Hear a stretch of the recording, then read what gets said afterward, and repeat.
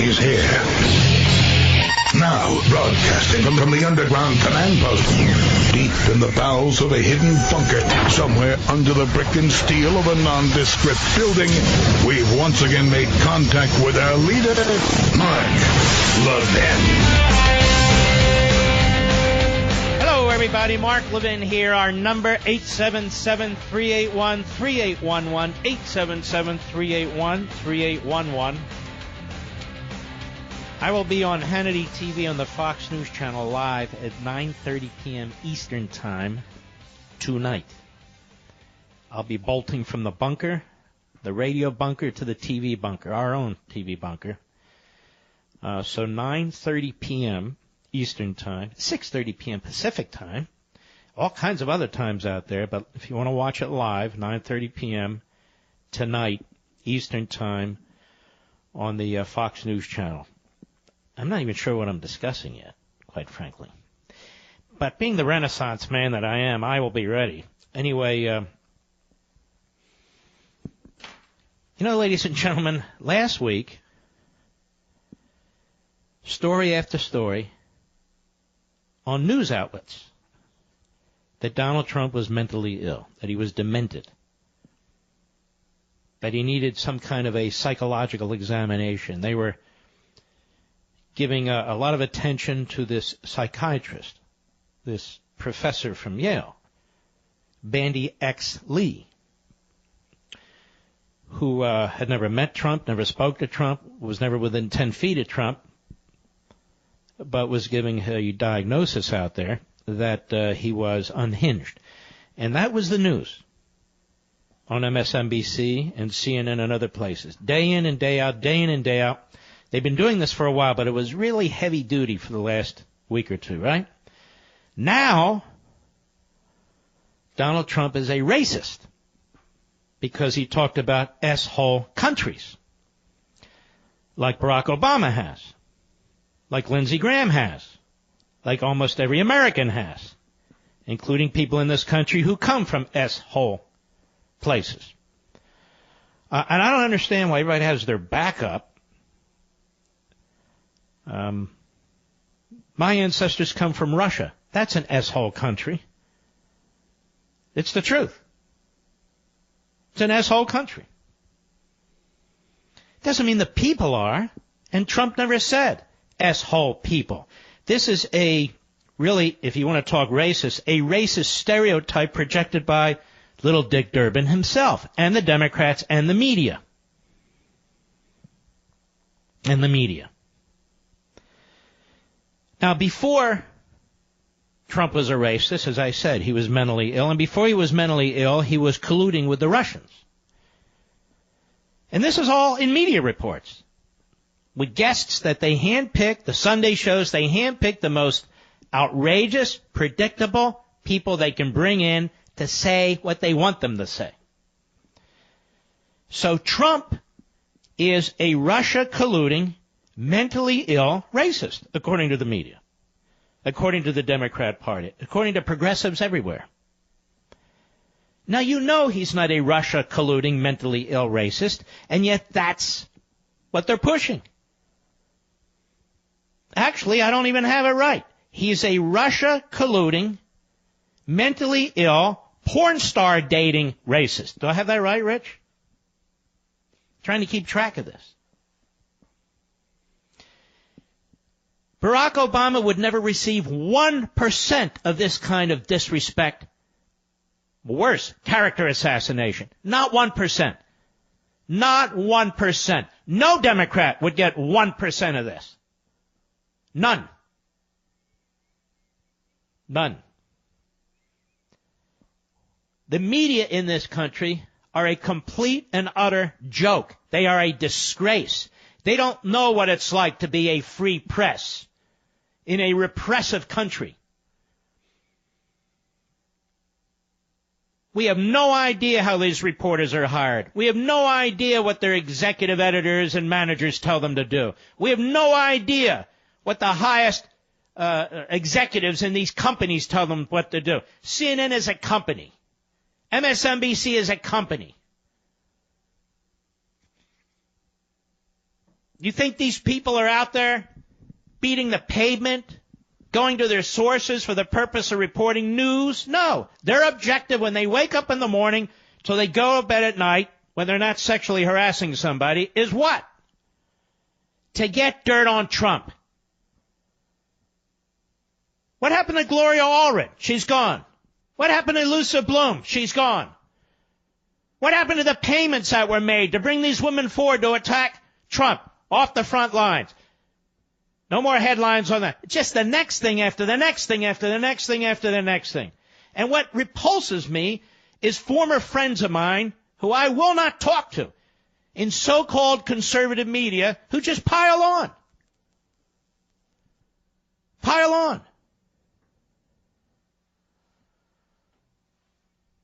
This really is incredible. And I love it when people call into other talk shows repeating what I said, Mr. Producer. I don't even listen, but people send me these emails. That's a good thing. Spread the word. I'm all for it. But they've done everything they can to diminish this man. And they're not only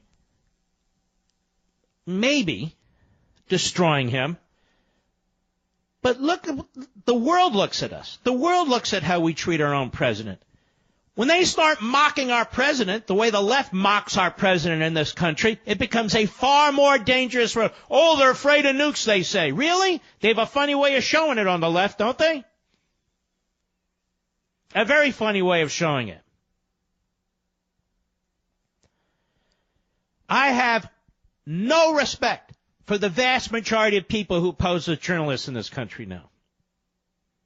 Can you show me one true journalist at CNN? Just one. Can you show me one true journalist at MSNBC?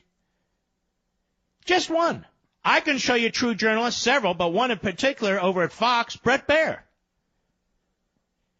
He's an outstanding journalist. But who? Who at CNN?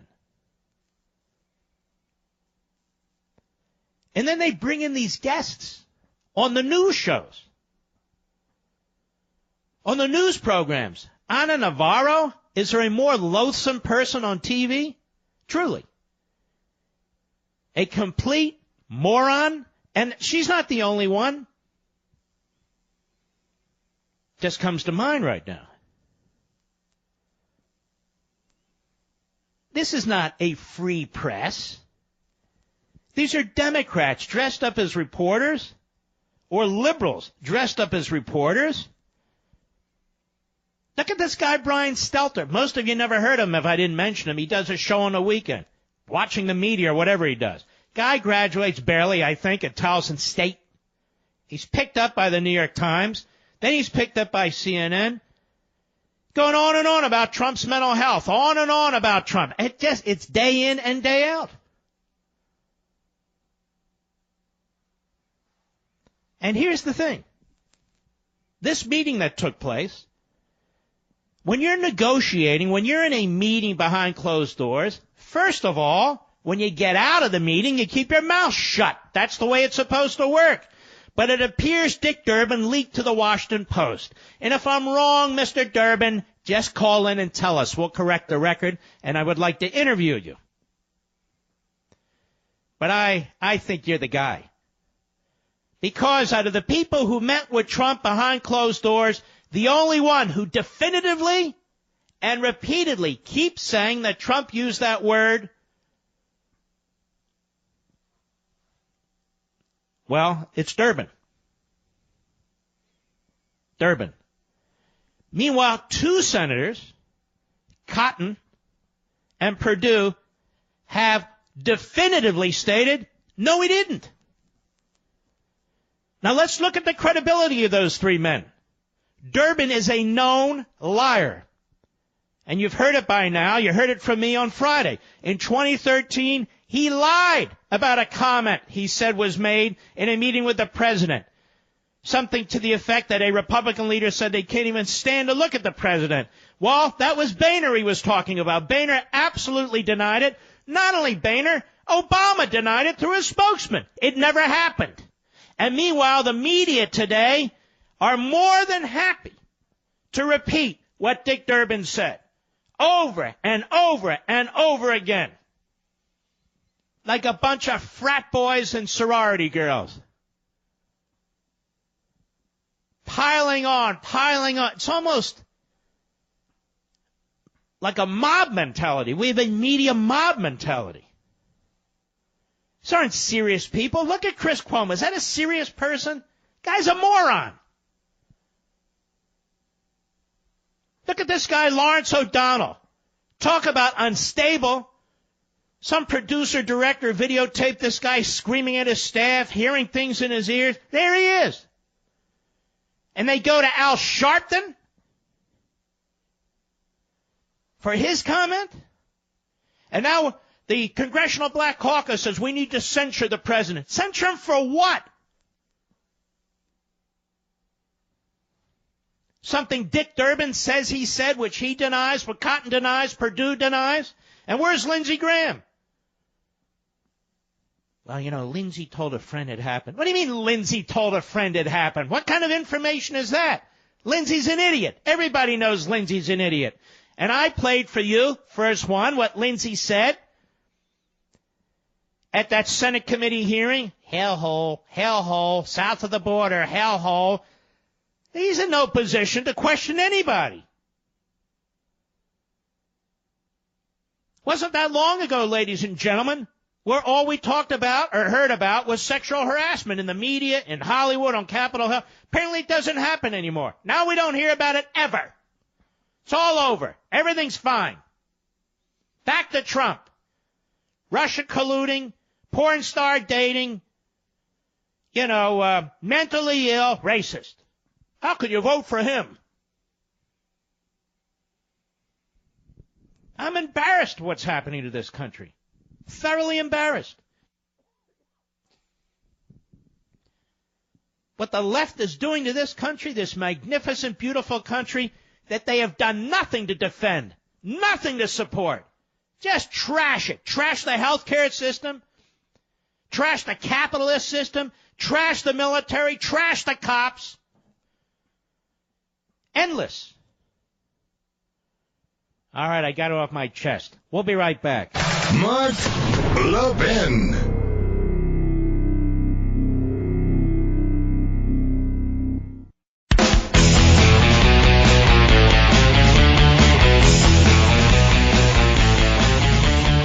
You know what? It's a real media S-hole over there at CNN. Wouldn't you say, Mr. Producer? I would say CNN is the S-hole of media outfits. The asshole over there, CNN. They like the word. They ought to wear it. And here's what they won't tell you. Step back and think about this while they're chasing words.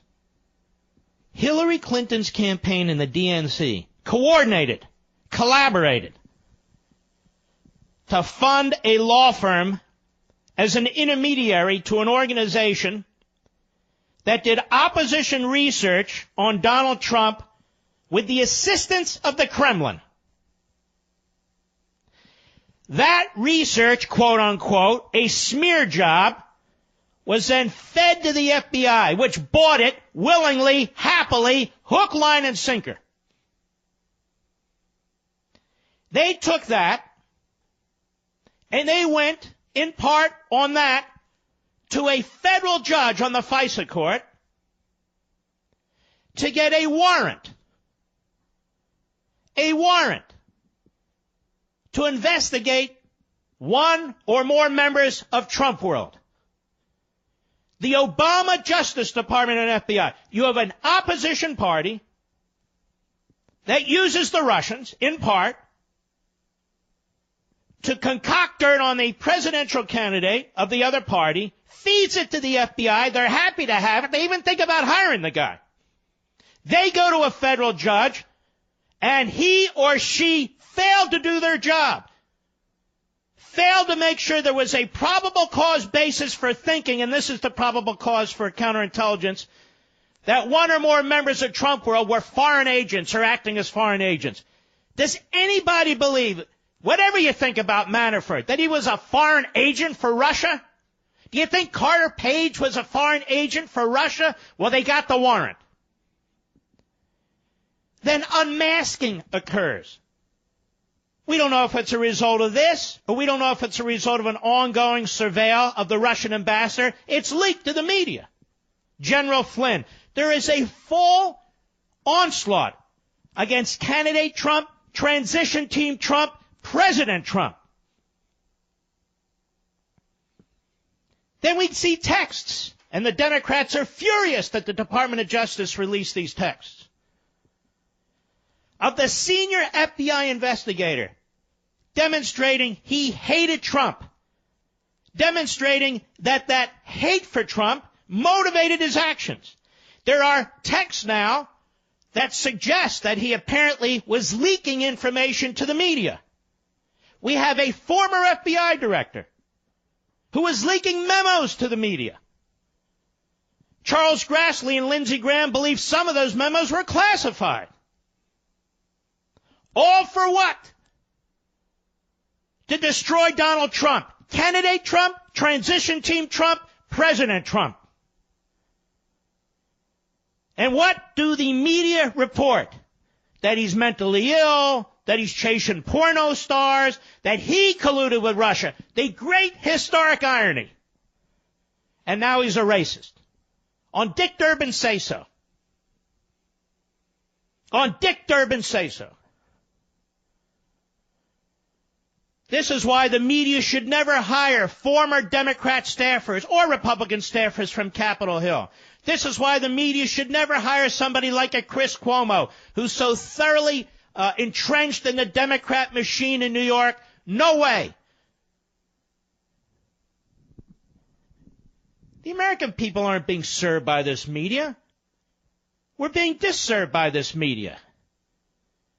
They have no intention of reporting the news. We have the greatest scandal of scandals. Domestic political surveillance done by one political party against another, by a Democrat administration against a Republican candidate, and transition. And the evidence, even without getting all the details, is overwhelming. I'll be right back.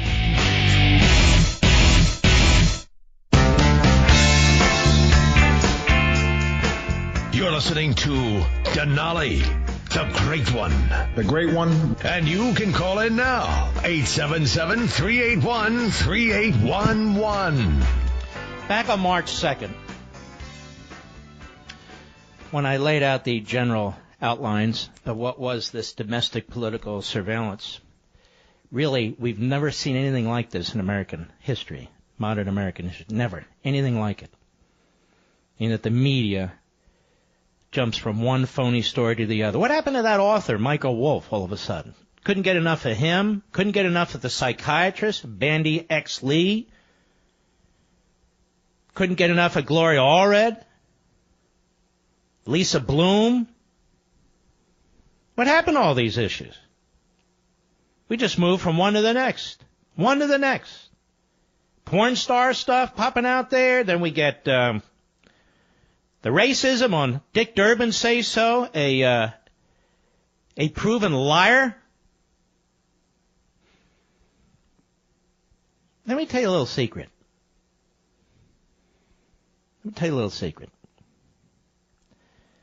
This FISA court judge has a lot to answer for. He or she.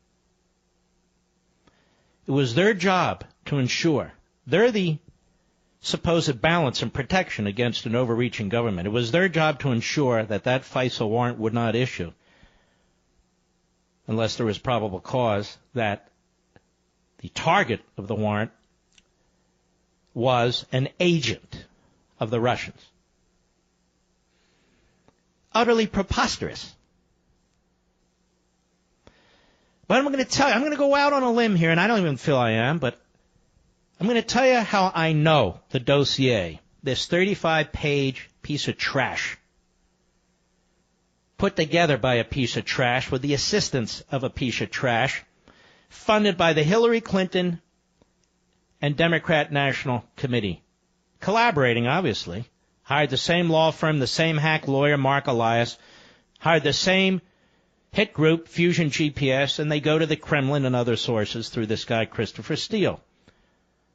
Let me tell you how I know the dossier was used in full or in part. And then watch the backbenchers mention it.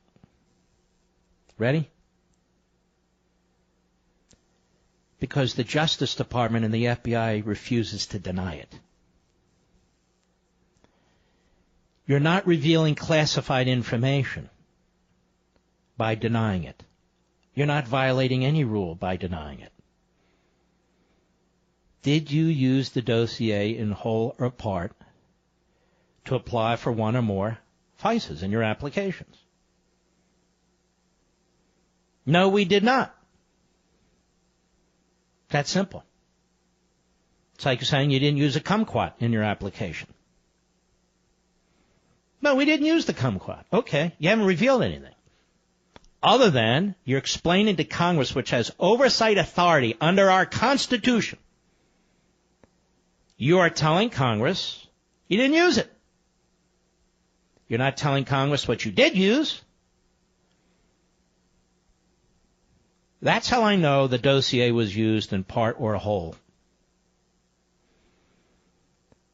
to get that FISA warrant. I feel certain of it. I'll tell you how else I know that there's a massive cover-up going on here. And you want to talk about obstruction of justice? It's occurring at the FBI and the Justice Department. Because when I took these public reports and started to put them together, there was a period of 5 or 6 months, or whatever it was, I came under a withering attack, even by news organizations that had provided a piece of it here and there. I knew I hit a nerve. I knew from my own experience as an old chief of staff to an attorney general of the United States. I also knew something was wrong here. But the FISA warrant or warrants, it's not the end of the situation here. We never got to the bottom of this unmasking. The Russian ambassador was surveilled. We're told he's always surveilled. Information came in, discussions, which are considered incidental, the incidental collection of information on American citizens. We know one of them, right, was Michael Flynn. That information could only be handled by a relative handful of people, and it was leaked to the media. Leaked to the media.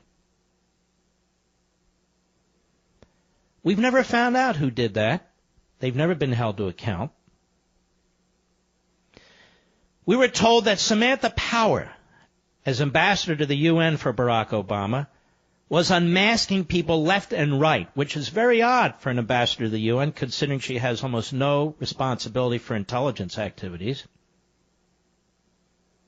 She apparently told Trey Gowdy at a hearing that the NSA was using her name as a basis of unmasking, but they weren't, most of them, her requests.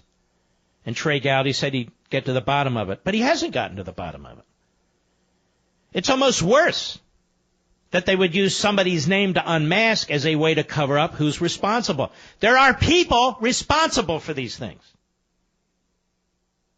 And they're not being held to account. They're not being revealed.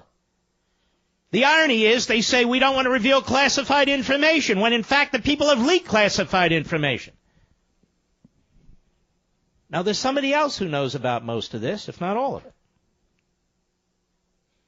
The former President of the United States. Now you know how he knows about it? Because most of it was in the media. And he's been essentially hush about all of it. He's never asked about any of it. I will keep to repeat, so hopefully the Nunes Committee and others will pursue this, the presidential daily briefings. If a FISA warrant was issued against a candidate or Trump World or an individual who is said to have worked for Trump World and so forth, you have to believe that was included in the presidential daily briefing. I have to believe it. If in fact Trump was colluding with the Russians, which of course he's not, that's a damnable lie. which has been used to try and handicap his presidency from day one, then you have to believe that the President of the United States at the time, Barack Obama, was receiving information related to that in his daily presidential briefing. Where are these briefings? Our committees of... I know, I'm supposed to go, asshole, asshole, asshole, racist, racist, racist. That's this week. Last week it was mentally ill, mentally deranged. The week before that it was collusion. I'm not playing.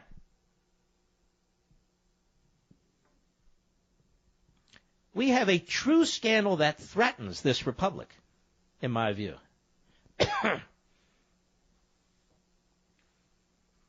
And if NBC, ABC, and CBS, and MSNBC and CNN, and all their offshoots are not going to report it, then a significant percentage of the American people are not going to know about it.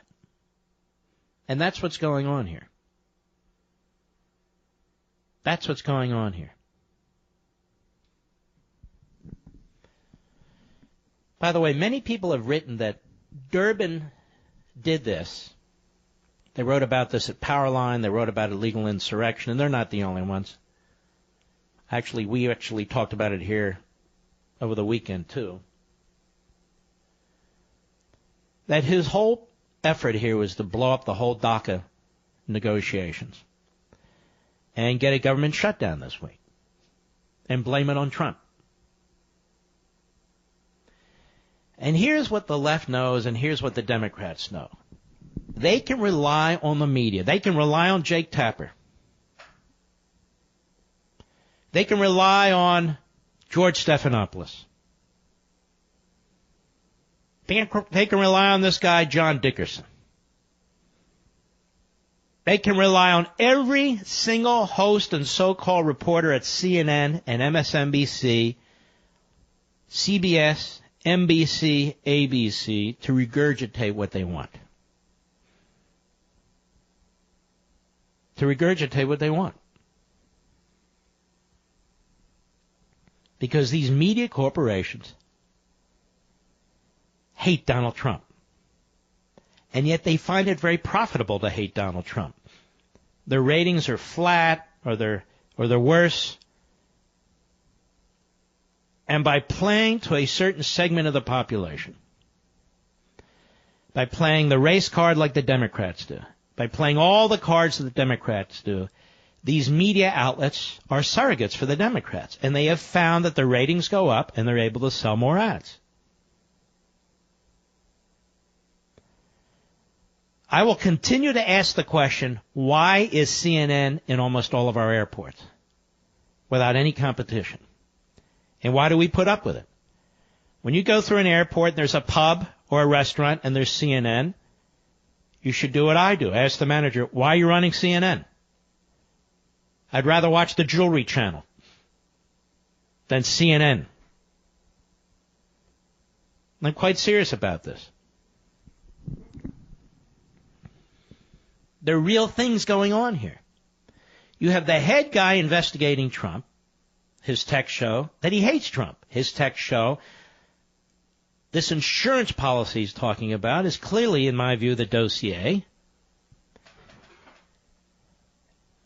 And apparently he was in cahoots with the deputy FBI director, who's now announced a timely retirement so he can maximize his pension. You've got the former FBI director, James Comey, who's a leaker. He's an absolute leaker. It's known that he's a leaker. He confessed to one leak, even though he was an absolute coward in the way that he did it. He should be shamed by this society, but he's not. We have a former Secretary of State who is nominated to be the presidential candidate of the Democrat Party who intentionally and knowingly subverted the Espionage Act. How do we know this? Because she had a private server in her home. You put a private server in your home and then you pretend ignorance as to what's classified. You're subverting the Espionage Act, and you know you're subverting the Espionage Act by putting that in your home. You're destroying government records. You know that's a violation of federal law, but you do it anyway. But the FBI, at the most senior levels, covered for her. The FBI covered for her. We know through multiple iterations of a draft speech that Comey was thinking about 2 months before he gave it. 2 months before Hillary Clinton's interviewed. 2 months before 20 witnesses are interviewed. 2 months before laptops are even secured. About how she may have been clumsy, she may have been sloppy, but she didn't violate the law. And then the statement themselves, they rewrite the law. What do you call that? But now, this week, it's Trump's a racist. Last week, he's mentally ill. This week, he was dating porno stars. Last week, he was colluding with Russia. This week, who knows what else? Last week, he's obstructing. Who knows? But on the word of a miscreant, a known liar, a dishonorable man in the name of Dick Durbin, the only one who has emphatically insisted that Trump not only said asshole countries, but said it repeatedly. On his word, the media run. On the word of an author, a well-known, inaccurate author, and they even admit it, the media. This guy, Michael Wolff. Week 1. Week 2. Promoting the 25th Amendment. And Trump is off his rocker. And everybody around him thinks he's off his rocker. The guy's all over news media. All over news media. Adam Schiff, the go-to guy on Russia collusion. Complete sleazeball. Day in and day out and day in and day out. The media put him out there. Why do they put him out there? You have to understand, guests are chosen for a reason. And the guests on CNN and MSNBC and the rest of them, they are chosen for a reason. To advance a narrative. I'll be right back. Mark Levin.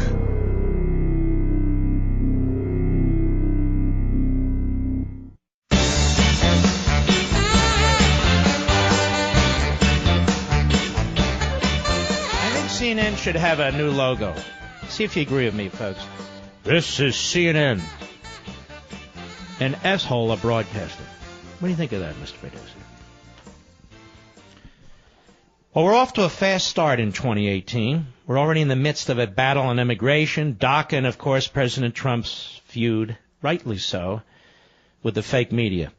If you tuned into Levin TV recently, we did a show that's been getting some great feedback from fans on the new tax bill. Of course, everyone wants to know how this new law is going to affect them, how it's going to affect their family, so we wanted to make sure we help separate fact from fiction. If you haven't signed up for CRTV yet, you can do a free 7-day trial and check out this important episode. As a matter of fact, check the Levin TV website, Mr. Producer, on Facebook, rather, Levin TV Facebook. The entire program tonight, it's probably not ready, is going to be in front of the paywall. In other words, it's going to be available to you, all 51 minutes where I address this phony issue. But I also give it some historical context when it comes to immigration. I think you're going to very much enjoy it. Now, you've probably already heard, but CRTV is getting bigger and better in this new year. We're adding new shows from hosts like Andrew Wilkow, Ali Stuckey, and more. The price is less than $8 a month when you use promo code Levin. Go to crtv.com and sign up for a free 7-day trial right now. Or give us a call at 844-LEVIN-TV, and we'll get you set up. That's 844-LEVIN-TV. I know you're going to love it. Love it, love it, love it. All right, Mr. Producer, my call screen has disappeared. Can you give me a caller, a good caller, even one who disagrees with me, perhaps? Mike, New York, the great WABC. Go. Hey, what's up? Well, Mark, I've been listening to you for years from Thank Yonkers, you. Man. I'm Republican, I'm African-American, but I don't agree with what you're saying about Trump. Well, let's get to the brass tacks of it. Yep. Everybody, you seem to be propping Trump up. Everybody has messed up character. CNN, we know, MSNBC, they're hacks. They can say the same thing for Fox. But honestly, right, you're going to the wall for this guy. All right. Forget about me. Tell me about Trump. What's the problem? The problem with Trump is not really interested in the job. Trump is acting like he's still on the streets of New York, talking to the construction manager at a site. Listen, when the Mueller report come out, right, it's going to define everything. Oh, you're a big Republican, huh, Mike? Yeah, I'm a Republican. Mike, let me tell you something. A couple points. Number one, I only defend Trump when I think he deserves to be defended. And what I see here now is a mob mentality by an ideologically driven press with backbencher phony journalists, many of whom worked on Capitol Hill, come from Democrat families, worked for the Clinton administration, the Obama administration, and so forth. This is a poison in our society. That's number one.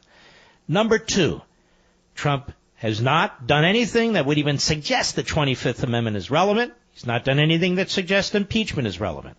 They bring up this idiot author. They use it to trash him. Now they bring up this idiot senator. They use it to trash him. He's the President of the United States. He deserves a lot more respect than he's getting. So do we, the American people, and so does this country, Mike. That's the bottom line here. I don't agree with Trump on everything. Hell, I disagree with major aspects of his tax bill. I don't buy this infrastructure bill. He's going to try and kill NAFTA, and so it has nothing to do with it. I'll be right back.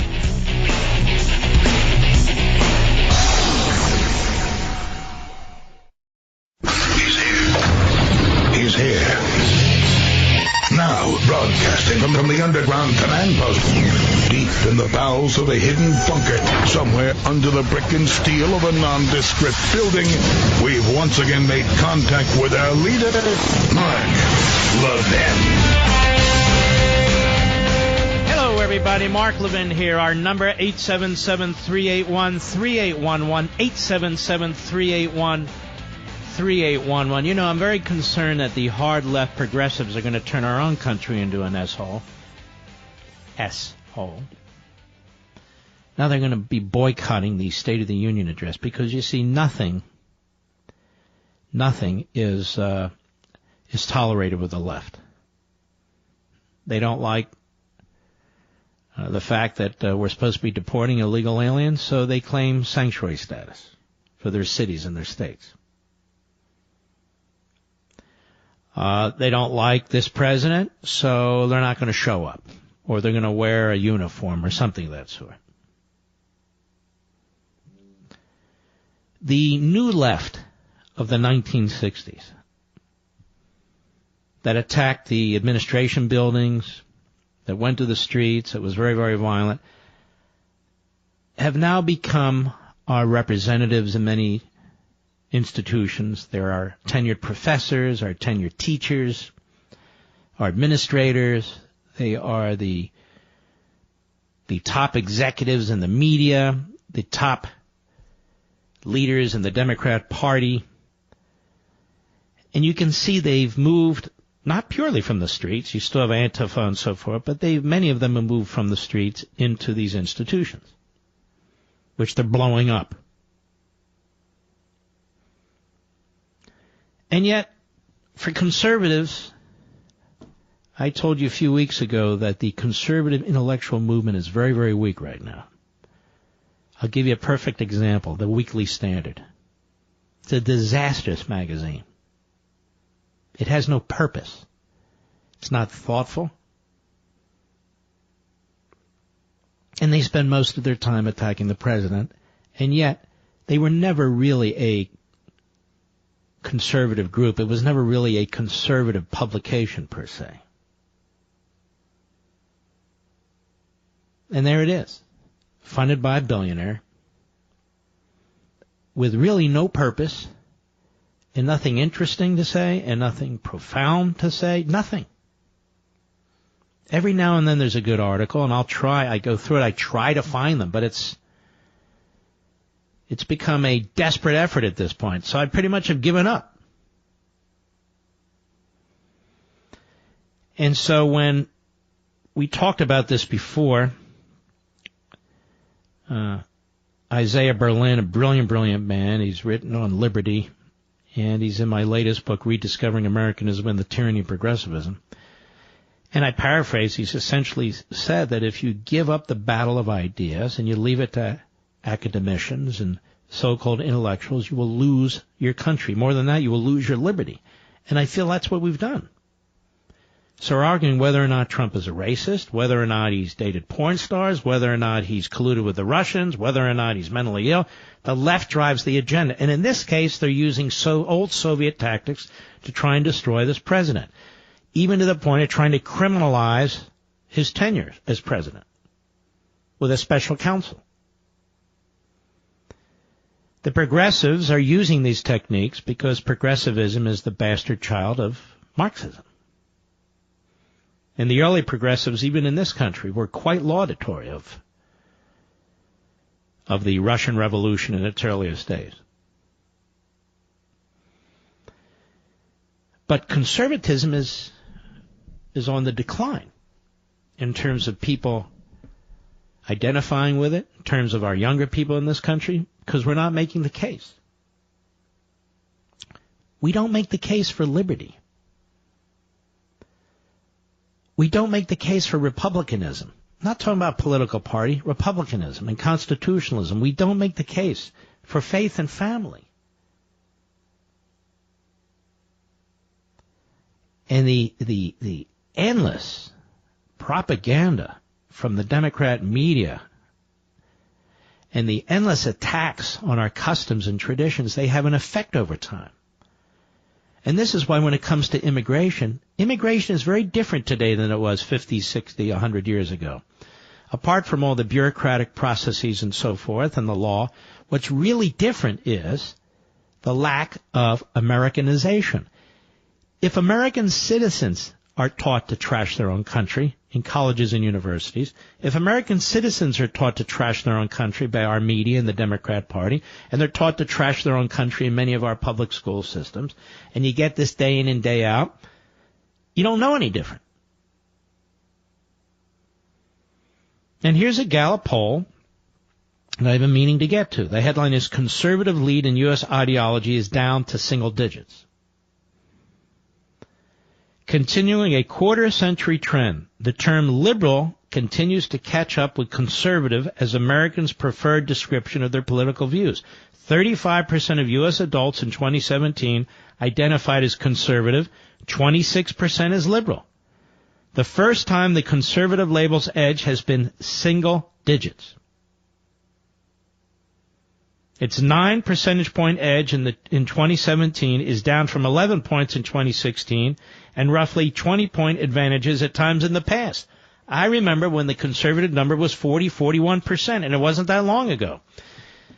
And the other part of the problem is you have so-called nationalist populists who are attacking conservatism too, because they identify with the New Deal and the centralized government when it comes to managing the economy, managing trade, pouring billions and billions of dollars of your tax dollars into these government projects and jacking up the debt further with these government projects. So you have that argument, and then, of course, you have the left. But the key is you have the failure of the conservative intellectual movement because it's weak. It's weak. You even have so-called conservatives who defend the president when the president's not doing conservative things. Look, I defend the president on constitutional matters, on conservative matters, on liberty matters, and so forth. But when he does things that are liberal or proposes things that are liberal, he should be challenged. I mean, not to sabotage him, but to be engaged, like with any president. But you have so-called supply-siders buying off on a tax bill that actually raises taxes on some people. What's that all about? But let's go on. Longer term, the percentage of American adults identifying as liberal has climbed from 17% the first year Gallup used this measure in 1992 to 26% in 2017. While the percentage calling themselves moderate has fallen from 43 to 35%. Conservatives' share of the political pie was about the same in 2017, 35%, as in 1992, 36%, although it rose to 40% several times in between. This was with the rise of the Tea Party movement. The residual group, generally 4 to 5% in recent years, is unable or refuses to classify themselves with one of the three terms. Leftward shift mainly attributed to Democrats. But the Democrat Party is getting bigger and bigger, in part due to immigration practices in this country, and in part due to younger people who are being indoctrinated in their universities and colleges. This is why, put Trump aside, this is why it would be enormously difficult for Calvin Coolidge or Ronald Reagan to make progress in this battle today. They would be viciously assaulted too. Viciously. The progressives never want to give up power. And when they lose, they're out to destroy. They're out to destroy the opposition. They're out to destroy the opposition candidate. They're out to destroy, in particular, the opposition president. Destroy him. They were out to destroy George W. Bush, who wasn't even that conservative. But they went after Ronald Reagan with Iran-Contra. Their hope was to take him out. And it is amazing, isn't it, that Democrats never have scandals? And I say that with tongue-in-cheek, obviously, sarcastically. The IRS, not a scandal. Benghazi, bored with it. Domestic political surveillance, Obama's off somewhere. He doesn't have to answer for anything. Violations of the Constitution with fascistic fiats, big deal. Big deal. Anything flies in the name of progressivism. And an attorney general and Holder and later Lynch, who are nothing more than puppets of the President of the United States, who acted as will, never recused themselves from anything.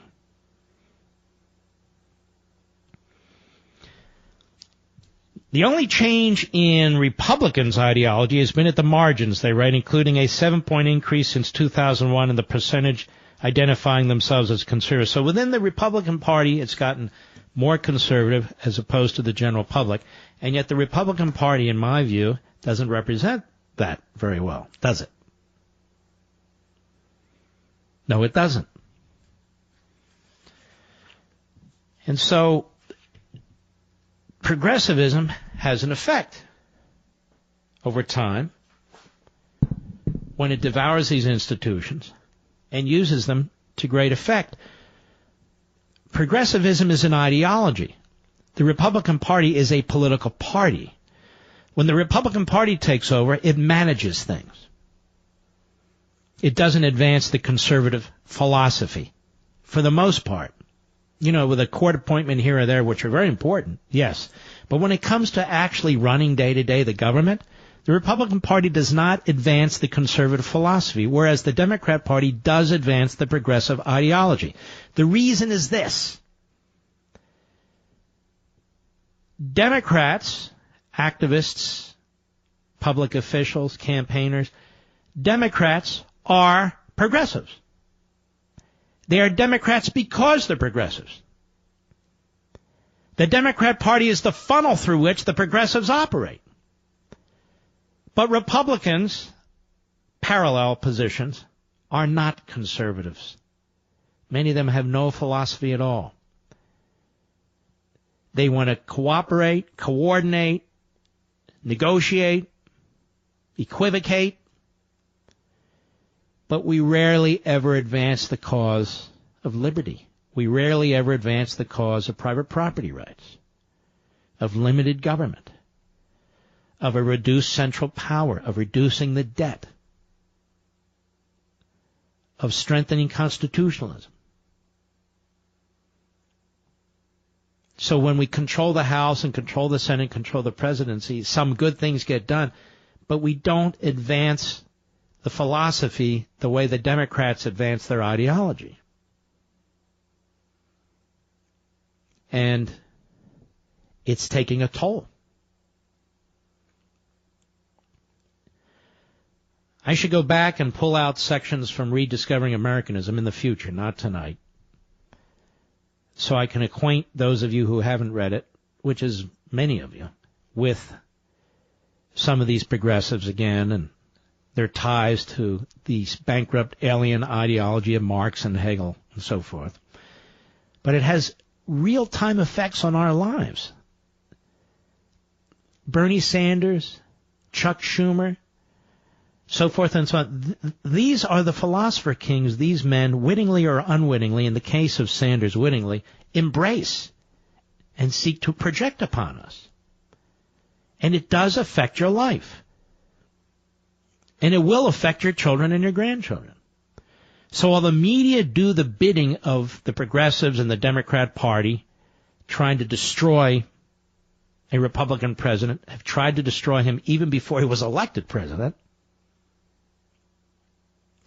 when they are in power, the media will do nothing to check the power of the Democrats and their ideological advances. Worse, not only won't the media report what's taking place, the media will cover for them, Praetorian Guard media. That's why we get Gallup numbers like this. That's why people don't enthusiastically support capitalism. Hell, they don't even enthusiastically support individual liberty. If you talk about fairness and equality and so forth, yes, yes, yes. I'll be right back. Mark Levin.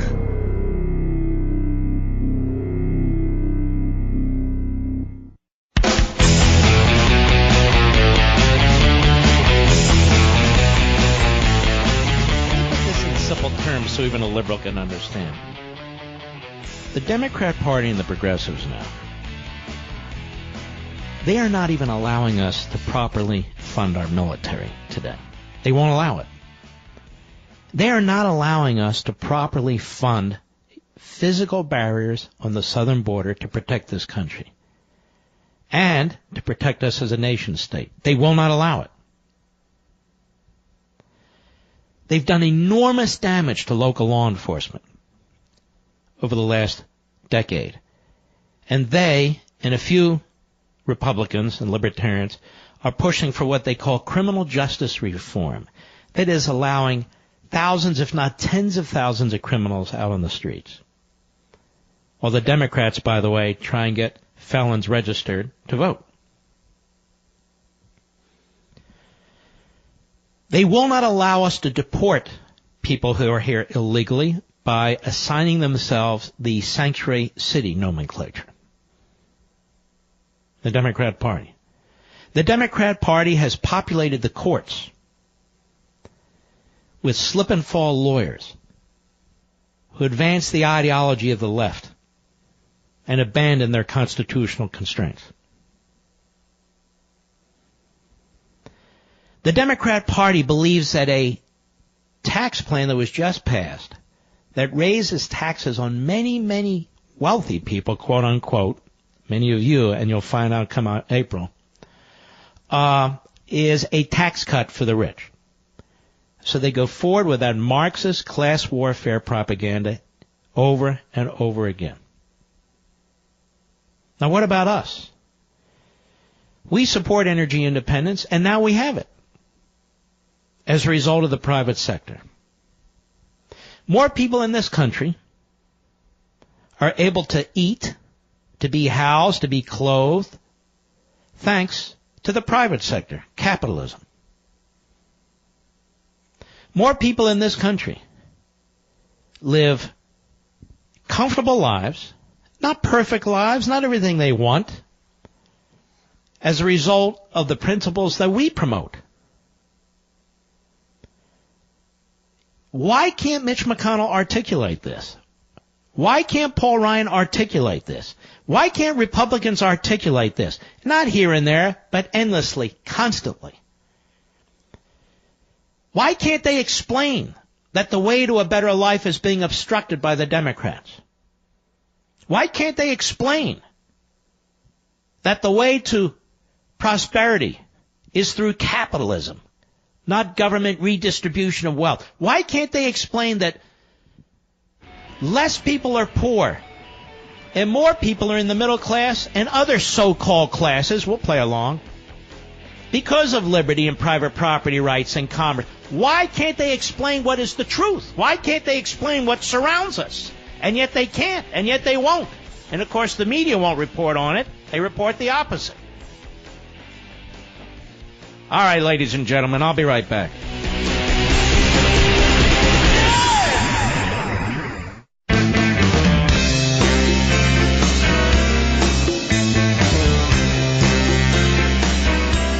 Mark Levin, the George S. Patton of Talk Radio. Call him at 877-381-3811. That's 877-381-3811.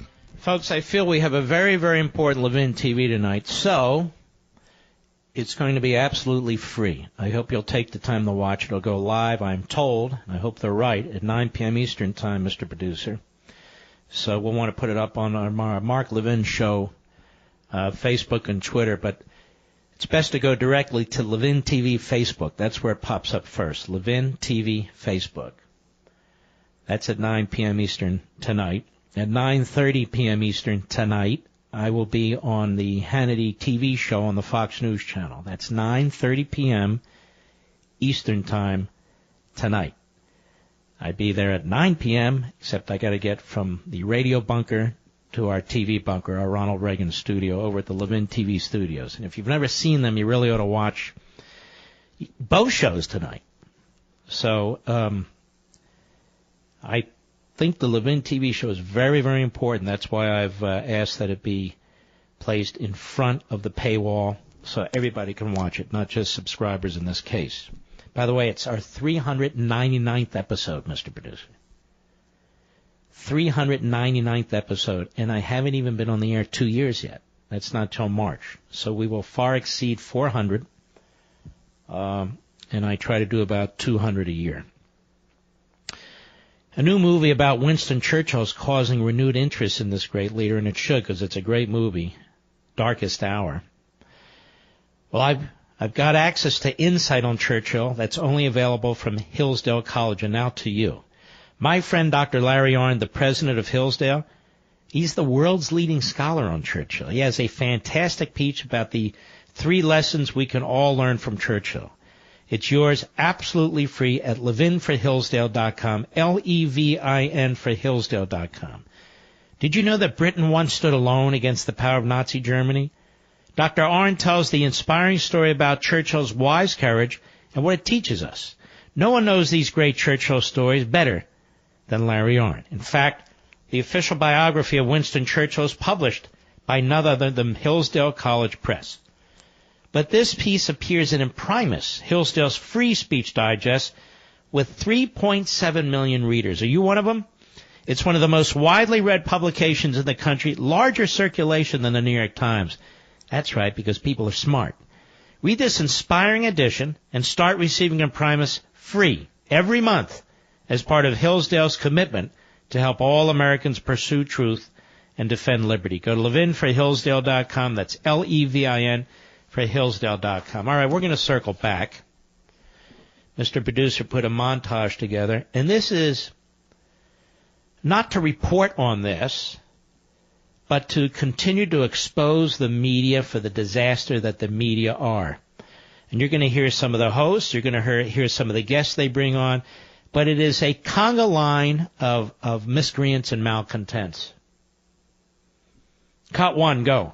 The president is exhibiting a pattern of what I would call a racist pattern. Yes, you have a president who is reactionary and who is playing to the racist tendencies of a third of Americans. If you have Whoa. The racist tendencies of a third of Americans, says Joe Scarborough? This is a very unethical, immoral, unconscionable man.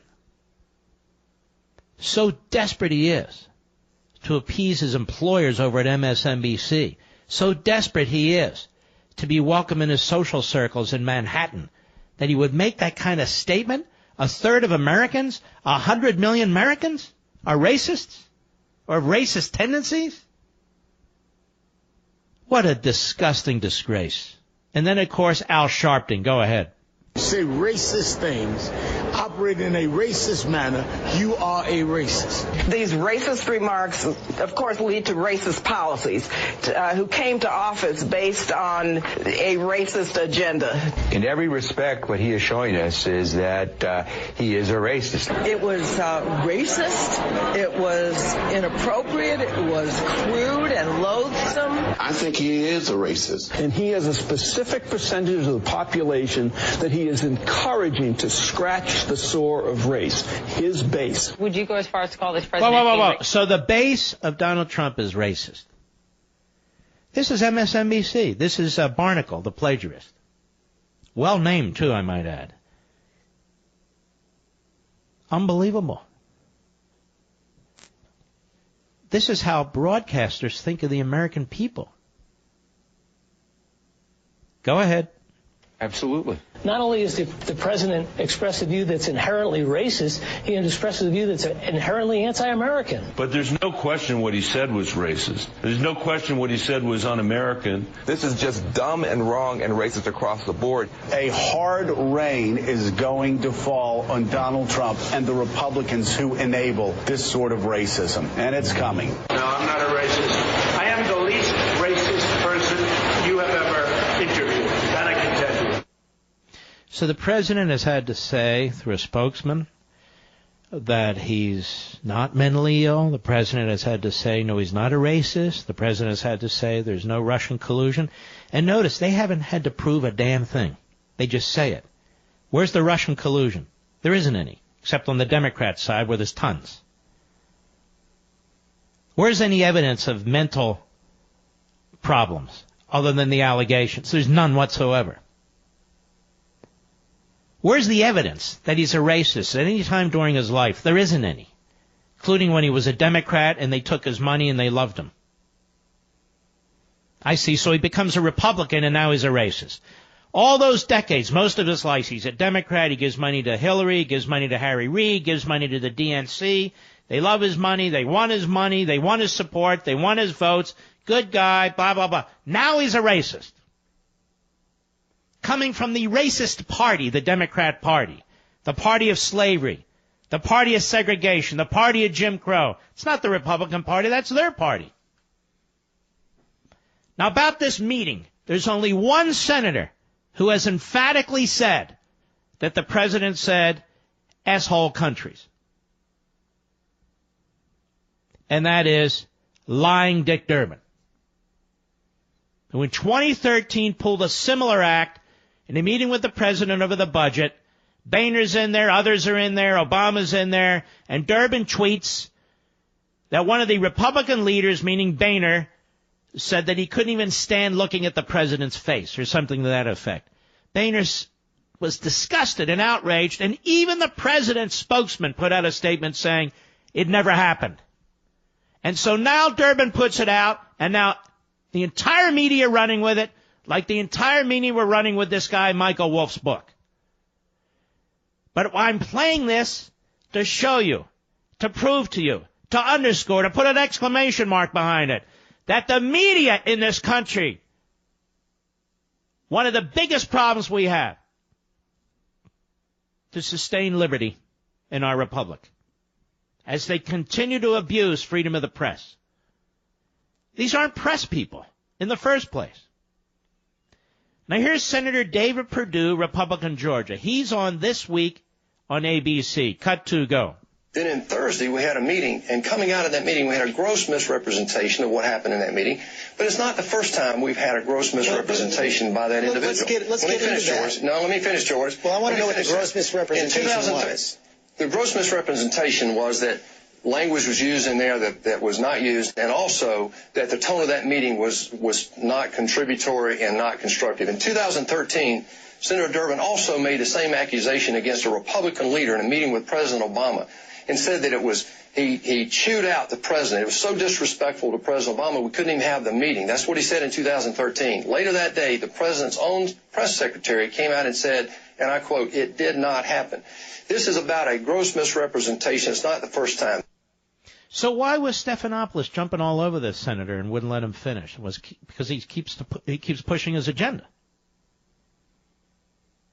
More from Perdue and Stephanopoulos. 3, go. You just said that what Senator Durbin said the words the president used were not used. You said that did not happen. But it's not just Senator Durbin. Stop. So now Stephanopoulos is on the attack because he's part of the Praetorian Guard media. He's a Democrat. He's a progressive. Go. That. I mean, Senator Lindsey Graham has put out a statement saying that he countered the president's words in the moment, and he told his Republican colleague from South Carolina, to Tim Scott, that the reports of that meeting were basically accurate. Those comments have been confirmed by multiple sources. You're saying it didn't happen? How can it be confirmed by multiple sources?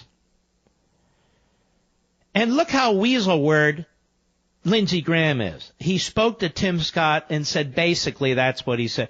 Basically? Did he basically say S-hole or did he basically not? You either said it or you didn't. Go ahead.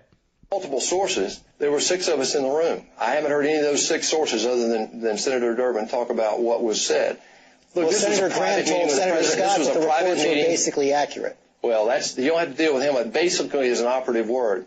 The trouble here is that Senator Durbin came and brought a proposal. Let's put this in perspective. But I want to get to the proposal, but you're saying... No, Senator Perdue, you don't understand. Stephanopoulos doesn't care. He's going to grill you because he wants it to be true. He wants it to be true.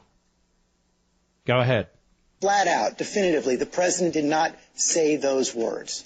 I'm saying that this is a gross misrepresentation. It's not the first time Senator Durbin has done it, and it is not productive to solving the problem. So what did the president... Mm-hmm. What did the president say? What did he say? What did he say? Go ahead, Mr. Producer. Next. Senator Cotton on Face the Nation, one of the 6. Cut 4, go. Yeah, John, I didn't hear that word either. I certainly didn't hear what Senator Durbin has said repeatedly. Senator Durbin has a history of misrepresenting what happens in White House meetings, though, so perhaps we shouldn't be surprised by that. Here's what I did hear, and here's the point. Just sorry to interrupt. Stop. This is where they are. Well, I don't want to hear what you heard. I want to know, didn't he say this? So they'll repeat it. So they're trying to rebuild Durbin's character. Go ahead. Was not said, because Senator Graham also told Senator Scott, your Republican colleague, that this is what happened. Senator Flake was in a subsequent Now let's stop there. That's not what he said. Basically, it's what happened. Whatever that means. It's a weasel word. And yet here you have Dickerson on Face the Nation saying that Graham said that that what Durbin said is what happened. But that's not what Graham said, even while he's weaseling. Go ahead. He was told by people in the meeting this happened. So just to button that up, you're saying it did not happen, or you just don't recall? I didn't hear it, and I was sitting no further away from Donald Trump than Dick Durbin was, and I know what Dick Durbin has said about the president's repeated statements is incorrect. So is Durbin lying? Senator Durbin has misrepresented what happened in White House meetings before. So Durbin was lying, and he's lied before. But that doesn't matter, because they're going to keep pushing this. The Democrat Party wants this. The Democrat Party needs this. They need it for its base. They need it to get out the votes. Just like the Trump is mentally ill stuff. Just like the election was a fraud because of collusion with the Russians. Can somebody please tell me what the Democrat agenda is? I mean, more than platitudinous, more than general. What is the Democrat agenda on health care? Mark, single payer. I'm not asking that. Do they have a proposal on the table? What is the Democrat proposal on DACA and securing the border? Where is it? What is it?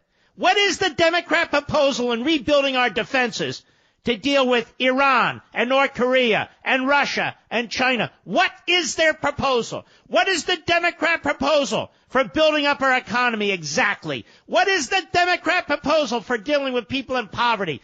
They have no proposals. They have left-wing banners, left-wing bumper stickers. They've got nothing. Nothing. This guy, Jeff Flake, he has turned out to be truly hideous. Hideous. He spends more time trying to destroy this presidency than most Democrats. And so Jeff Flake, who's a backbencher to a backbencher, who has accomplished exactly nothing in the United States Senate, who has said nothing profound in the United States Senate, who's proposed nothing serious in the United States Senate, he is now the go-to guy for the media. Cut 5, go. I know you weren't in the meeting on Thursday, but I believe you spoke. So stop. He wasn't in the meeting on Thursday. He's not a fact witness, as we call it. He's a witness to nothing. But it doesn't matter.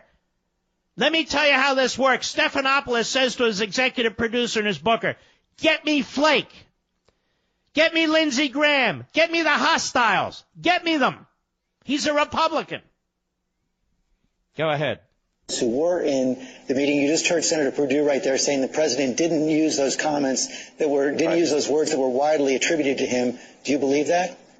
Well, all I can say is I was in a meeting directly afterwards where those who had presented to the president our proposal. All right, so he's in a meeting afterwards. He's not in a meeting with the president. Somebody told him what the president said. That's not even admissible. It's so ridiculous. But it doesn't matter. They're not reporting. They're attacking. I'll be right back. Mark Levin.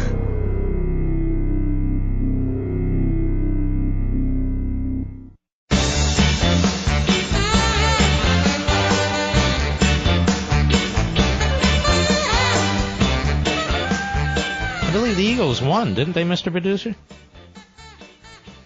I believe your Steelers lost, unfortunately, right?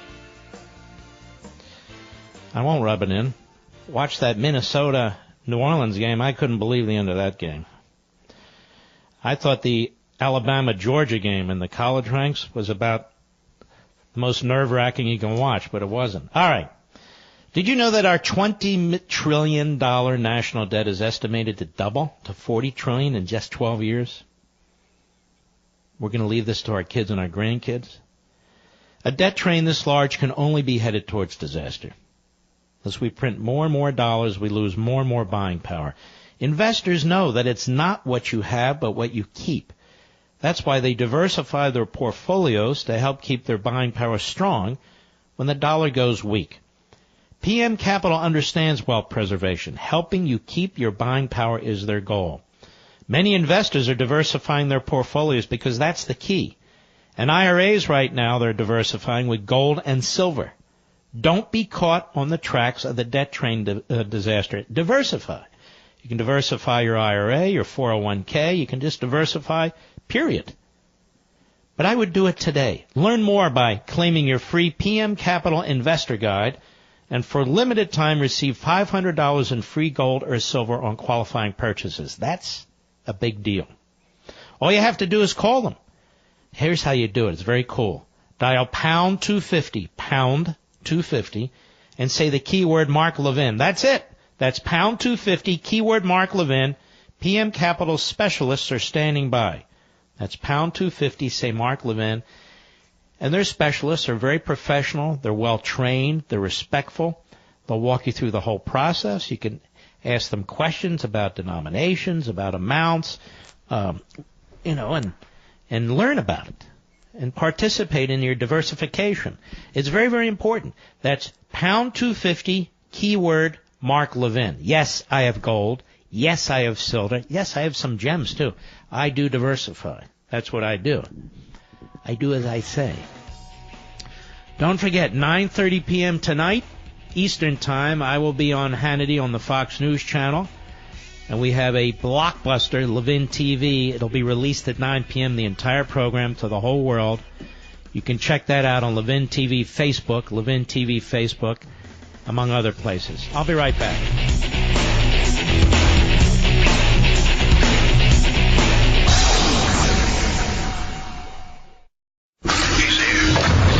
He's here. Now, broadcasting from the underground command post, deep in the bowels of a hidden bunker, somewhere under the brick and steel of a nondescript building, we've once again made contact with our leader, Mark Levin. Hello, everybody. Mark Levin here. Our number, 877-381-3811, 877-381-3811. May I ask you a series of questions, please? Why are illegal alien children called dreamers? Are they all dreamers? What does that mean? They're dreamers. Why is that the label that is applied to illegal alien children? Children now who are in their 20s and 30s. Why are they dreamers? Who came up with that? I'm quite serious. You lose the language, you lose everything.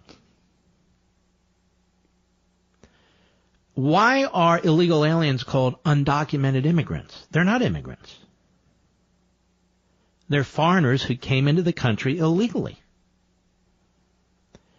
What do you mean they're undocumented immigrants? Did they forget their papers or something? Did they forget a passport? They're not undocumented immigrants. They're illegal aliens. Well, people aren't illegal. Well, people do illegal things. Like, a person isn't a felony, but they commit felonies. A person isn't a prison, but they're a prisoner. You see the entire propaganda mill at work, right? Mitt Romney issued a tweet today attacking the president. He said there's no difference between these societies when it comes to immigration law. Mitt Romney said that. Mitt Romney. Ladies and gentlemen, for the entire history of this country, as applies to immigration, we've always examined the nature of the country from which people come, and we've always examined, that is, vetted, the people who come here. What's happening before your eyes, in the last several days, is a complete redefinition of what immigration means to this country. Have you noticed? It's a little nuanced, but it's right there in front of your face. Now we cannot make distinctions between countries, between societies, between cultures, and we cannot make distinctions about the kind of people we want here. Forget about race. I'm not talking about that, you know. We can't make those distinctions anymore. Moreover, Dick Durbin also said we can't use the phrase chain migration anymore because it offends black people, because slaves were brought here in chains, and it reminds people a complete concoction having nothing at all to do with what chain migration means. So you're not allowed to call an illegal alien an illegal alien. It's an undocumented immigrant. So you're giving them immigration status, and it's just a matter of they lack papers, which, of course, you're not allowed to ask for in the first place. Dreamers, people here illegally in their 20s and 30s, are dreamers. Some of them are actually nightmares, but they're all dreamers.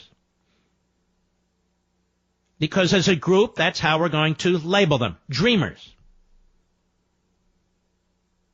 And then, of course, again, no chain migration language. Now, cities that violate federal law, that nullify federal law like they did in the Confederacy, nullify federal law, are now called sanctuary cities. Not illegal cities, not rogue cities, not lawless cities, but sanctuary cities. So we always use angel terms, if you will, to describe the left, their policies, and their violations of law. We always use devil terms, if you will, to describe our positions. What are you, racist? What are you, against children? What's with you? You heartless? So they're described in angelic terms and use labels and phrases to promote that. And we, on the other hand, are the devil. And devil terms are applied to us. Now, we were told before this phony manufactured brouhaha against Trump started by the Democrat Party, promoted by the media, working hand in hand with the Praetorian Guard, the Democrat Party and the media.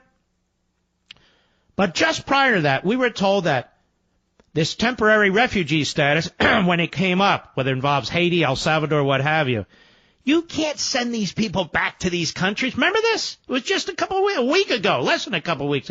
You can't send these people back to these places. They're not safe. They're poor. They don't have running water. They're this, they're that. Oh, they're a hellhole. No. What are you talking about?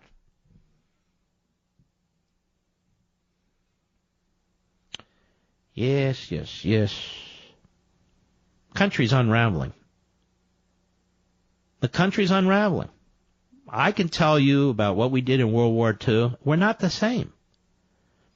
Oh, there's a percentage of us who are, young men and women who volunteered to take on the enemy and so forth. Many of you out there fighting the good fight in your communities and your families, pressing the case for liberty and so forth. But I'm talking about the general psyche. That the progressive poison it reeks. Our politicians are pathetic. So lowbrow.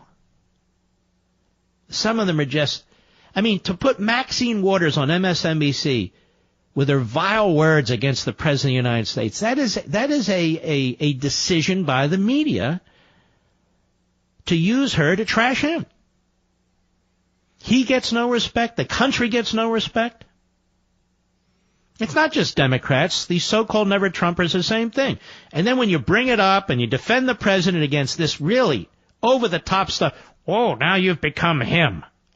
Excuse me? I haven't become anything. I am who I am, as Popeye would say.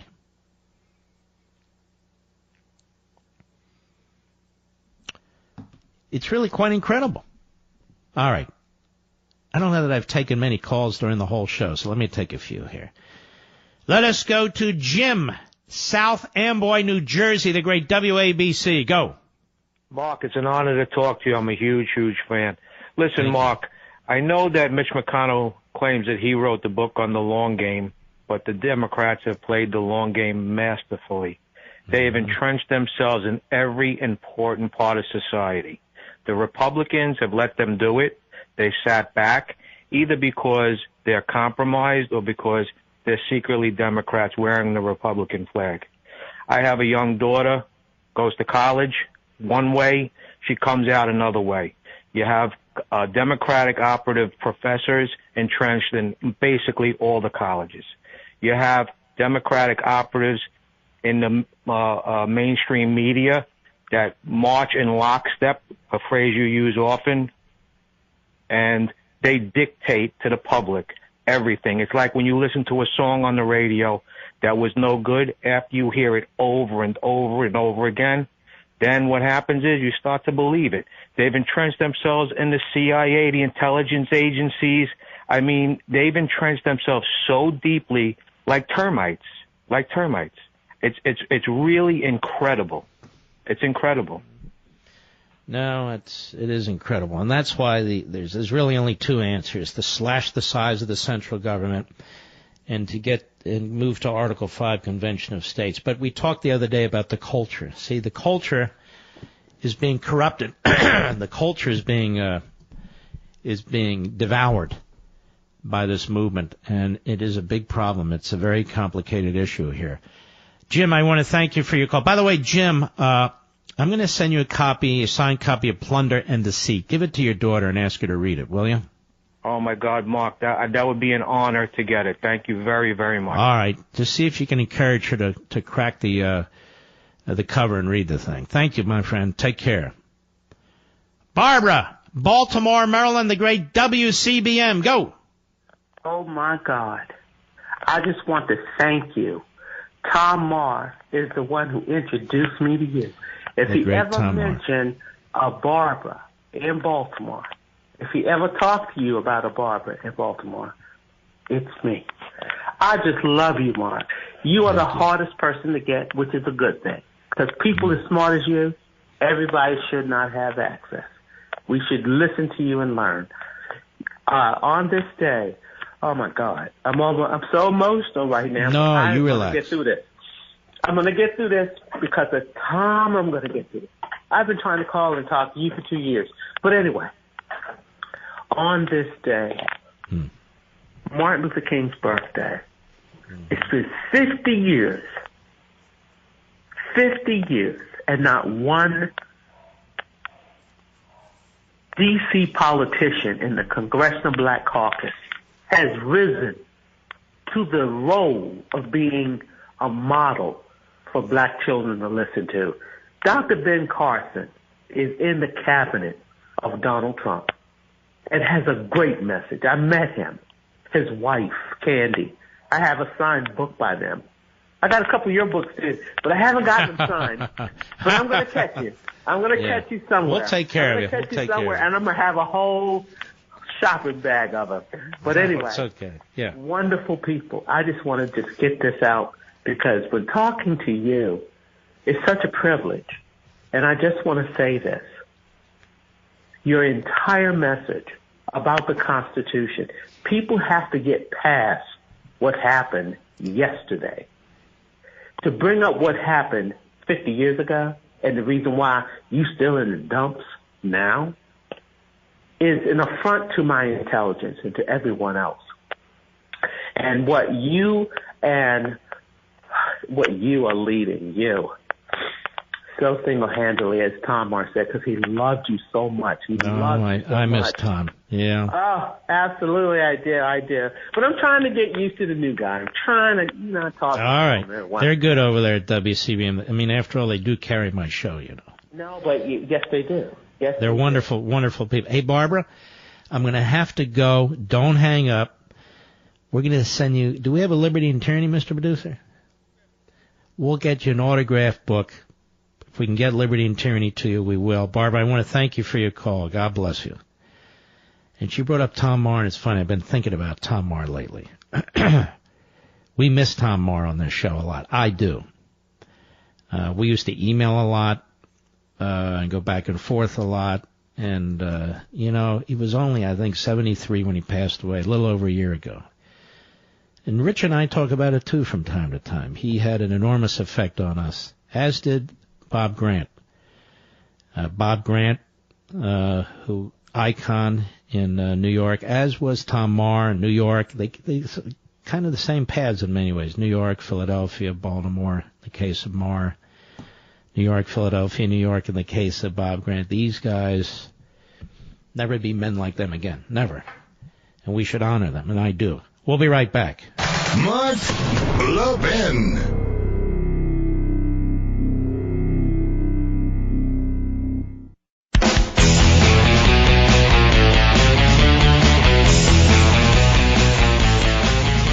All right, let's go to Dave, Annapolis, Maryland, the great WMAL. Go. Mr. Levin, it's an honor to talk to you. You are, without question, the leader of the conservative intellectual movement. Of that, there is no doubt, and it's the reason why I listen to you every single night. Thank you, but I thought that was the Weekly Standard. It is you, my friend, and we all know it.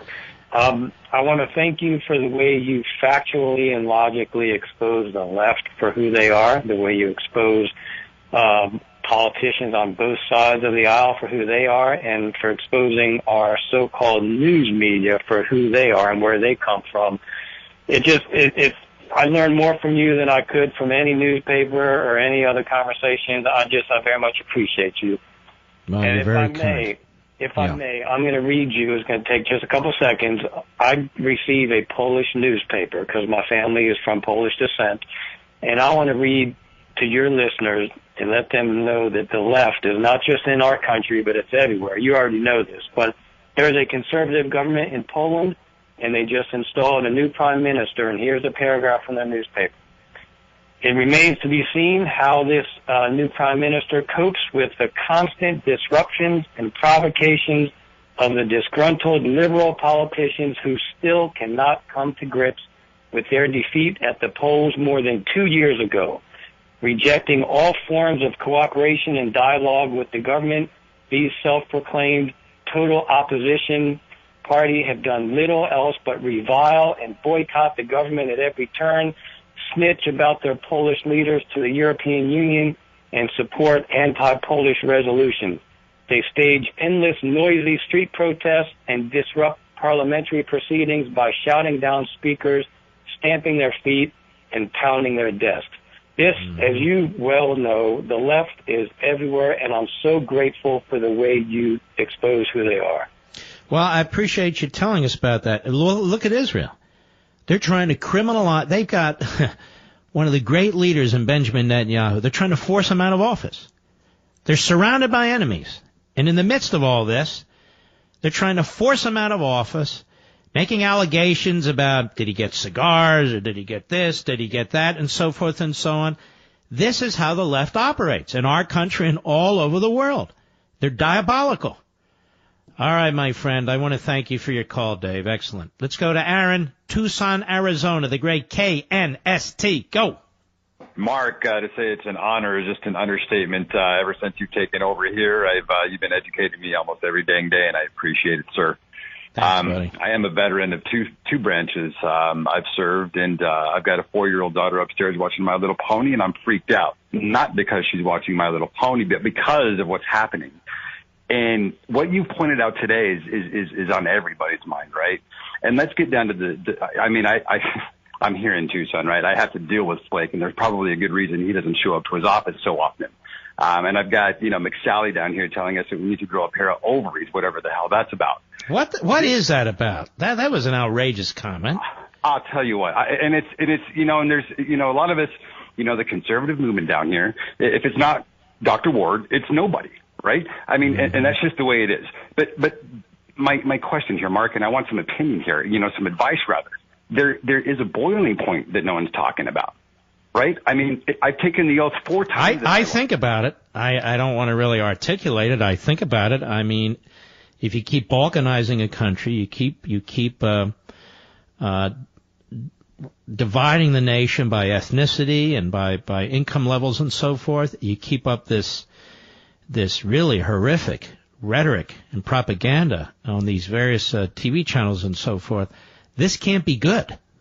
When does it stop? I mean, hold on. I don't know. And let me add one other point, if I might, because you raise a good point.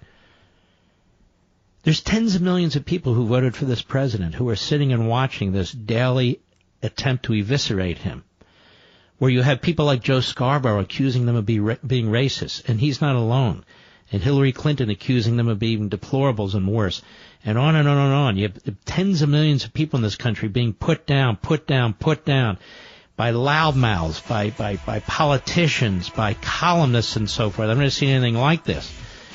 And I don't know where this ends. I don't know how this ends, but I know that this is the unraveling of the country. And people aren't going to sit still for it forever. I don't know what they're going to do, and I don't know how that's going to manifest itself. It worries me a lot. I'll be right back.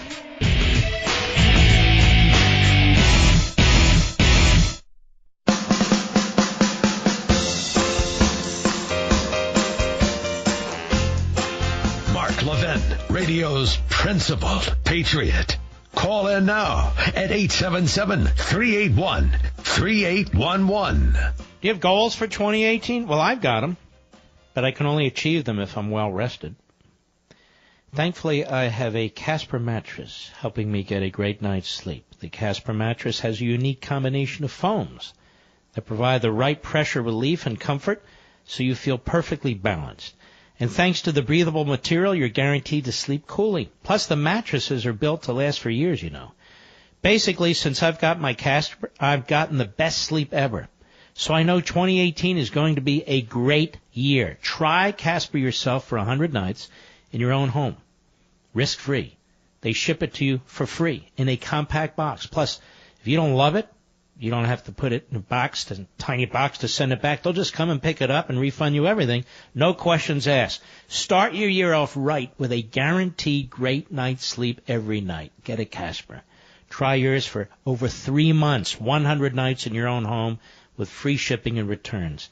Go to Casper.com/Mark and then enter code Mark. And you'll save $50 on the purchase of select mattresses. And they're already great prices on these mattresses. That's Casper.com/Mark, then code Mark. $50 on the purchase of select mattresses if you do that. Terms and conditions apply. I love that mattress. I do. All right. Let's take another call here. Donna, Frederick, Maryland, the great WMAL. Go. Hi, Mark. I just want to say one of the things I love about your program is when I hear you speak, I feel like I'm listening to Ronald Reagan, and he had a way of turning things around. And I feel, and you know, it's frustrating for all of us what we're going through on a daily basis, especially with respect to President Trump. But I'm an eternal optimist, and my ancestors fought against communism, and one was even pushed out as his balcony window in his home city overseas. So I'm familiar with this, and you really have to look at it at face value, just like you show us. And even like, for example, Hawaii, all I heard was all the negative about it. But the positive is it's a blessing in disguise. We'll be better prepared, and maybe perhaps people are more God-fearing, which is what we need to do. We have to think about where we're going and what our journey's supposed to be and walk with the Lord the whole way. You're good. Are you sure you're not the female, who is that, Norman Vincent Peale? Maybe. Oh, you're good, Donna. Well, thank you for calling. We appreciate it. Frank, Staten Island, New York, the great WABC. Go. Hey, Mr. Levin, I just want to tell you, it's an absolute honor to get to and talk to you. You're awesome. Thank You're you. great. I've become so educated on politics just from listening to you. But thank you. I kind of wanted to bring something up real quick. Yes, sir. When you were talking about Bob Grant, I grew up in Brooklyn, New York, and like a pivotal point in my life when I was a kid was under the Dinkins administration and watching what these progressives and these liberals did to our city. They made it even worse than it was, and we're kind of going through that now with de Blasio. But I remember my dad always listening to Bob Grant, and you know, I in my life, I'm a fire captain, by the way, for the New York City Fire Department. Wow, well, thank you. Yeah, I kind of fell away from politics. I was kind of like not into it and middle of the road kind of a guy. And I just find it really funny that at this point in my life, it's almost like I've come full circle, because I remember as a kid always listening to my pop, always listening to Bob Grant. My dad always listened to him. And now I'm at a point in my life where I'm listening to you, you know, and I feel like you're my Bob Grant. You brought me. Oh, thank you. You brought me into this, being a Republican. I was a Republican, and I support our president, but I really didn't become a conservative until I subscribed to CRTV and I listened to you. Wow. And I really, I mean, you've educated me so much. And whenever I'm at work in the kitchen in the firehouse, I never lose an argument with any liberals and there's not too many, but. Right. You've educated me on so many points. And let me ask you something. Are you ever in the firehouse at 10 p.m. on Sundays? Every 2 weeks, I would say once at least every 2 weeks Sunday, yeah. Well, you know, the last Sunday in February, I believe it's February 25th, I'll be starting a brand new show on the Fox News Channel. Oh, boy. So I hope you'll watch us. Oh, yeah, listen, we're going to have you on.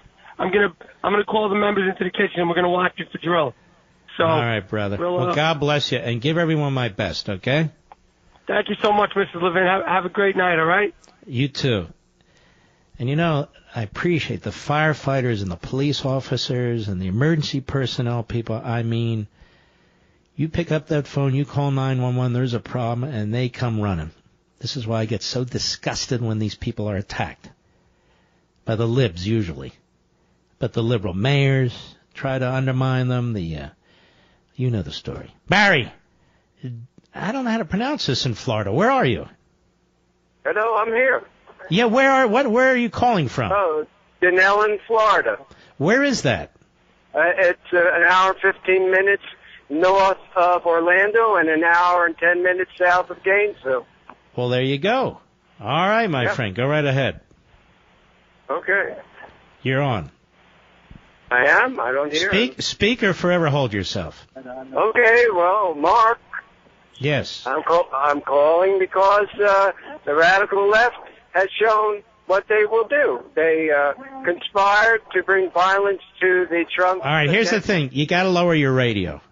Okay. That's what's confusing you. All right, now give it a shot. Okay. We got to hurry. Go. Yes. Hey, Mark, just letting you know that none of us are surprised why the radical left does. All right. Thanks for your call. I can't do this forever, as you can imagine. Got to get to a point at some point. I apologize, but I have no choice. Did you know Illinois, New Jersey, New York are top states for outbound moves in 2017? Now, why would people be leaving Illinois, New Jersey, and New York? Does anybody know? Now, Mr. Producer, you live in New York. Why would people leave New York? Taxes. Government's in your face. They don't leave you alone. Now, there's also, as I like to call them, the locusts, right, Mr. Producer? Now, the locusts are people who are liberals, and they've benefited from these dark blue states, and then they pick up and they leave and they go to a red state and they destroy that state. Like they're destroying Virginia. And soon they'll be destroying Florida, which means we'll never win another presidential election again. And this is what they do. They're all around me. I live in what's considered the wealthiest county in the country. And you wouldn't know it. We got more liberals here than you can imagine. And most of them have moved here in the last, I would say, 10 years. So they love the community, and then they vote to destroy it. With high taxes, high regulations, social engineering, more liberals, I can't stand it. I don't know where to go. I don't know where to go anymore. Where do you go? There's nowhere to go. Maybe I'll go to Haiti. I don't know. I understand from the Democrats that it's nirvana. That every country's the same, every society's the same, every culture. Man, no, I'll go to El Salvador. That's it. Or maybe I'll go to Syria. Because as the great Mitt Romney put it, all these countries are the same. You don't discriminate. Mitt Romney, the biggest idiot there is. I mean, honestly. Guy loses an easy election to Obama. Last debate, he throws in the towel. He thinks he's as a matter of fact, I'll tell you something funny. I don't even know if I'm allowed to tell you, but I'm going to tell you anyway. I hope my wife doesn't get mad at me. That I don't want.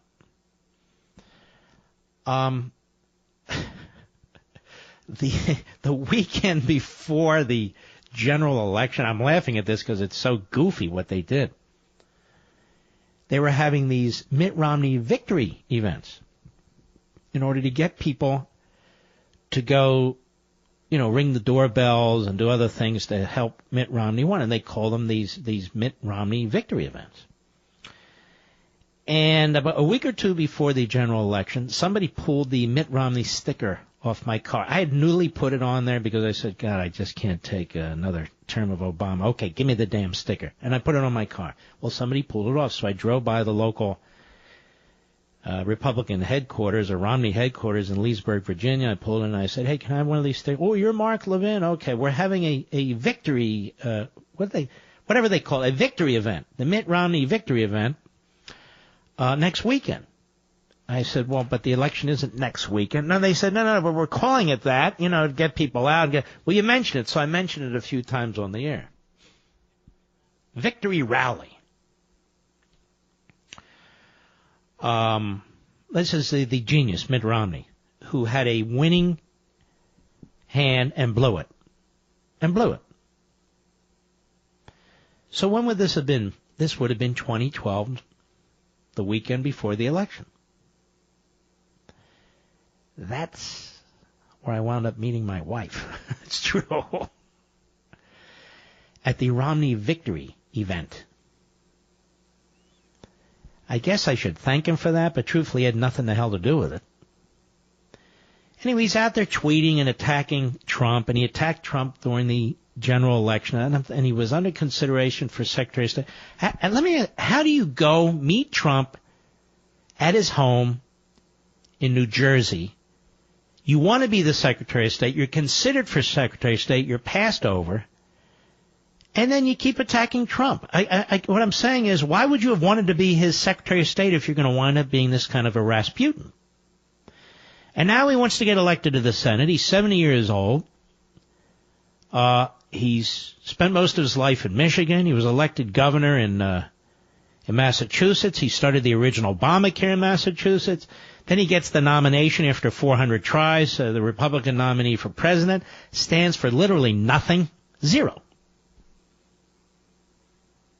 I'm told he's more conservative than Ronald Reagan. I think that was Coulter, but I can't remember. Maybe it was somebody else. And look at the guy now. He wants to run, and the Republicans can't wait. They want him. What do they want him for? You're talking about Utah. Can we get another conservative like Mike Lee out of Utah? But no, the Romney family is beloved in Utah. Not so much in Massachusetts anymore, not so much in Michigan anymore. But he's sort of a Hillary Clinton in that respect, isn't he? Runs for president, loses. But he was a citizen of Massachusetts, and now he wants to run for the Senate in Utah. I don't know. I just don't have any use for the guy. I think he's totally useless. It's not personal. I don't know him. I'm not jealous of his hair. No, nothing of the sort. He stands for nothing. And so he's going to sit there and shoot spitballs. That's the problem with the Republican Party.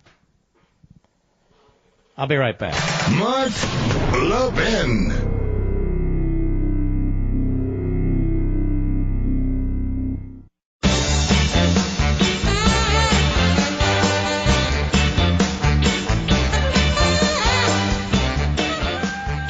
p.m. Eastern, my fingers are crossed that Levin TV, all of it, will be available to you to watch tonight. Please watch it. I don't get hits from it. We're not monitoring it. I don't get money from this show. It's in front of the paywall, so forth and so on, all the usual. Just check it out. I think you're going to like it.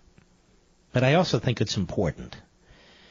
And then at 9:30 p.m. Eastern Time, about 40 minutes from now, 45 minutes, give or take, I will be on the Fox News channel on Hannity TV. Leaving quickly from the radio bunker, going to the TV bunker, our Ronald Reagan studio there. And I hope you'll check that out as well. 9:30 p.m. Eastern Time. Again, about 40 minutes from now. You like trivia? What British-styled shirts have I been raving about all year? Now, you know this one. I wear them on TV and to meetings and social events. They're literally my favorite dress and business casual shirts.